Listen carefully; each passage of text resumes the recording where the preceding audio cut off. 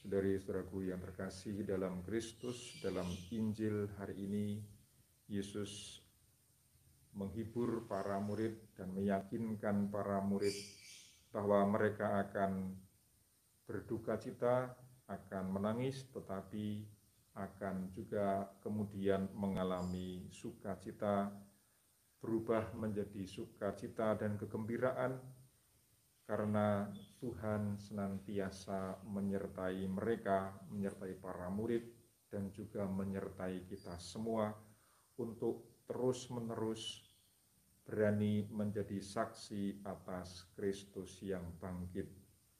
Dan kegembiraan itu atau sukacita itu akan terjadi karena Roh Kudus yang dicurahkan kepada para murid dan juga kepada kita. Memang akan ada kesedihan, akan ada kesulitan dalam mewartakan atau menjadi pengikut Kristus.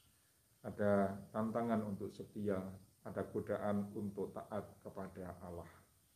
Tetapi Yesus mengajak supaya tetap bersukacita di dalam kesulitan, tetap bergembira meskipun berada dalam kegelapan, karena ada keyakinan bahwa Tuhan tidak pernah meninggalkan kita. Kristus tidak pernah membiarkan kita sendirian di dalam situasi apapun. Ia tetap menyertai kita sehingga kita juga dapat bertahan. Sebagaimana juga yang dialami oleh Santo Paulus.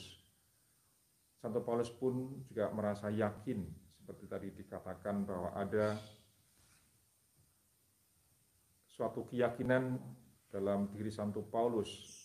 Dalam suatu malam, di dalam suatu penglihatan, dia mendengar suatu keyakinan, jangan takut, teruslah memberitakan firman dan jangan diam.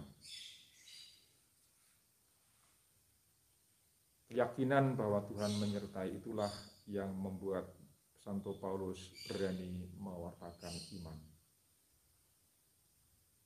Saudari-saudaraku yang terkasih, Yesus juga mengingatkan kita dan para murid agar kita juga berani meminta sesuatu kepada Bapa dan percaya bahwa permintaan itu akan dipenuhi dalam namanya, sehingga kita menjadi semakin yakin bahwa kita tidak sendirian.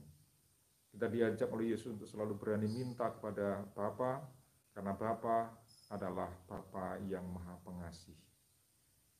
Marilah kita dalam hidup kita sehari-hari yang mungkin kadang-kala juga merasa lelah, merasa mengalami banyak kesulitan dalam menjadi mengikut Kristus secara setia, kita mohon kepada Tuhan supaya kita pun tetap menjadi yakin bahwa dalam segala kesulitan apapun Tuhan tetap menyertai kita.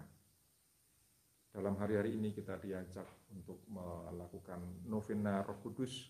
Mohon agar Roh Kudus yang dijanjikan oleh Yesus juga selalu tercurah ke dalam hati kita secara penuh, seperti kepada para rasul yang membuat mereka tidak mundur, tidak menjadi putus asa ketika mengalami banyak kesulitan, tetapi justru di dalam segala kesulitan mereka melihat bahwa rahmat Tuhan dicurahkan secara lebih penuh. Kita yakini dan kita mohon juga nanti dalam novena setelah komuni kita akan memohon 7 karunia Roh Kudus yang membuat kita semakin setia kepada Tuhan sebagaimana para rasul yang juga setia mewartakan iman akan Kristus sekalipun mengalami banyak kesulitan. Mari kita sampaikan, kita satukan segala niat dan permohonan kita dalam persembahan roti dan anggur ini.